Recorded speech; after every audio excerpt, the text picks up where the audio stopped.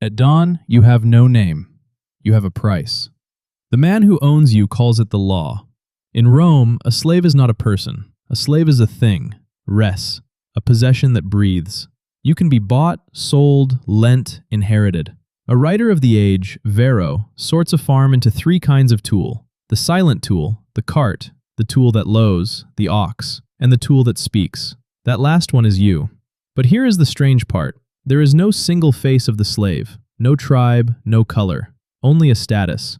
You might be a child in a Spanish silver mine, breathing dust until your lungs give out, or a Greek scholar, a doctor, an accountant, a tutor teaching the master's children their letters. Men, women, children. The same word for all of them. So how did you fall here? Most often, by war. The legions march out, and they march back with people.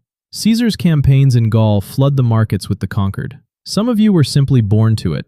Your mother was a slave, so you are too. A homeborn child they call a verna.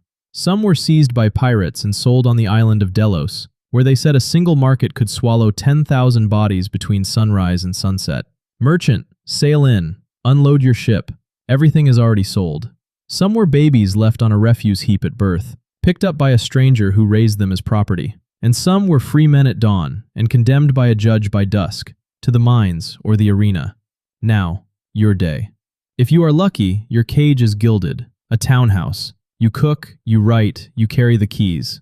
If you are not, it is the great estates, the chained gangs, the locked barracks, the field that does not end. And below even that, the mill and the mine, where they send the ones they want to forget. There, work is only a slower word for death. You are valuable, until you are not. The same Cato who praised the simple Roman life wrote it plainly. Sell the old ox, the broken plow, and the old slave, the sick slave.